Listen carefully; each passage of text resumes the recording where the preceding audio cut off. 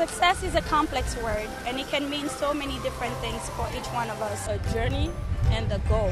And collective attribute. Being involved in this community, making someone else happy. To improve the lives of others. Success is happiness. Doing what you love. Making a dent in the universe. Achieving what I aspire to be in the future. The achievement of what you desire in life. Help people who come in behind us. Success means perseverance, and perseverance means to keep on fighting in the face of adversity. So come to GSA's 3rd annual conference to meet people just like you who have come to this country and kept on fighting. While many people attribute success to individual achievements, we define it as the collective prosperity of the members of our community. Together, we are here to succeed. And you?